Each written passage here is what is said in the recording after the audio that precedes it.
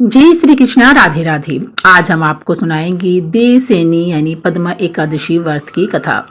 यह मंगलदायिनी एकादशी व्रत की कथा सुनने मात्र से ही हमें श्री हरि विष्णु भगवान जी की विशेष कृपा प्राप्त होती है। श्री हरि विष्णु भगवान जी की महिमा अपरंपार है। ये कथा शुरू करते हैं। धर्मराज युधिष्ठिर ने पूछा, हे भगवान, आषाढ़ मास के शुक्ल पक्ष की एकादशी का नाम क्या है तथा उसके व्रत की क्या विधि है, सो हमसे कहिए। श्री कृष्ण जी बोले, हे राजेश्वर, यही प्रश्न एक समय नारद जी ने भी ब्रह्मा जी से किया था। तब उन्होंने कहा था, हे नारद जी, आपने इस कलयुग जीवों के उद्धार हेतु यह बहुत ही उत्तम प्रश्न किया है, क्योंकि एकादशी का व्रत सबसे उत्तम व्रत है। इसके प्रभाव से समस्त पाप नष्ट हो जाते हैं।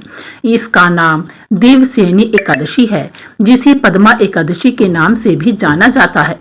इसके विषय में मैं तुम्हें एक पौराणिक कथा कहता हूँ, जिसे सुनिए।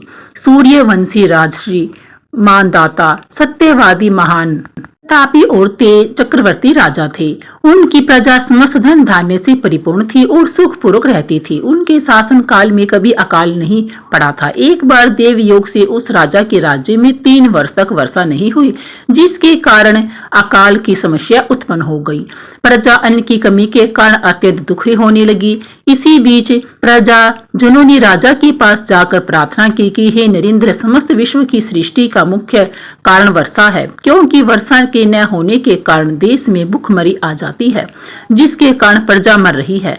नरेंद्र, आप कोई ऐसा उपाय बताइए जिससे हम लोगों के इस दुख का निवारण हो जाए।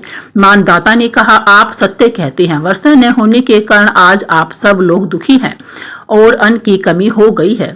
राजा के पापों के कारण ही प्रजा को दुख भोगना पड़ता है। भी आप लोगों के दुख को दूर करने का भरपूर यत्न कर रहा हूँ।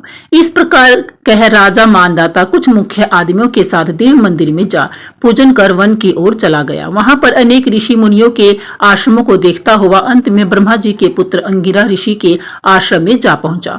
राजा अपने अश्व से उतरकर मुनि के आश्रम में गया। तब वह मुनि अपने नित्य कर्मों से निवृत्त हो रहे थे। राजा ने उन्हें प्रणाम किया तो मुनि ने उन्हें आशीर्वाद देकर कहा, हे राजन, आप और आपकी प्रजा कुशल पूर्वक है। कहिए, आपका आना कैसे हुआ?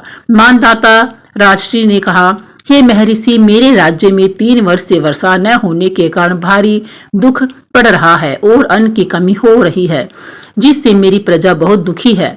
राजा के पापों के प्रभाव से ही प्रजा कष्ट पाती है। मेरा अनुमान है कि मैं धर्मानुसार ही राज्य करता हूँ, पर क्या पता किस पाप से यह दुख पड़ा है। फिर भी मेरे राज्य में अकाल पड़ने का क्या कारण है? अतः प्रजा के कष्ट को दूर करने के लिए कोई उपाय बताइए। तब ऋषि ने कहा, हे राजन, यह सतयुग सब युगों में श्रेष्ठ है। इसमें धर्म के चारों चरण सम्मिलित है और धर्म की सबसे अधिक उन्नति है। इस युग में ब्राह्मणों को वेद पढ़ना और तपस्या करनी चाहिए, किंतु आपके राज्य में एक पूर्व जन्म का पापी तपस्या कर रहा है, इसी कारण यह सब हो रहा है। यदि आप दुर्भिक्ष को दूर करना चाहते हैं, दुख को दूर करना चाहते हैं, तो उस पापी को मार दीजिए। राजा ने कहा, हे मुनि, यह तो अधर्म होगा, मैं उस पापी को नहीं मार सकता हूँ। ऋषि ने कहा, यदि तुम ऐसा नहीं करना चाहते हो तो आषाढ़ मास की शुक्ल पक्ष की पद्मा एकादशी की विधि पूर्वक पूजन और व्रत करो। इस व्रत के प्रभाव से आपके राज्य में वर्षा होगी, जिससे आपकी प्रजा को सुख प्राप्त होगा। तब मुनि के वचन मानकर राजा अपने नगर को लौट आया और जिस प्रकार मुनि ने कहा था उसी प्रकार पद्मा एकादशी का उत्तम व्रत किया, विधि विधान से पूजा अर्चना की। उसके प्रभाव से उनके राज्य में वर्षा हुई और प्रजा को सुख प्राप्त हुआ। यह व्रत सभी को करना चाहिए। इसके करने से इस लोक में मुक्ति मिलती है और परलोक में भी हमारा परलोक सुधर जाता है। इसकी कथा कहने और सुनने से तथा पढ़ने से मनुष्य के समस्त पाप नष्ट हो जाते हैं। यह कथा सुनने मात्र से मनुष्य को सुख की प्राप्ति होती है। श्री हरि विष्णु भगवान जी की विशेष कृपा प्राप्त होती है और हमारे सभी कष्टों का निवारण स्वयं ही हो जाता है। बोलिए श्री हरि विष्णु भगवान की जय।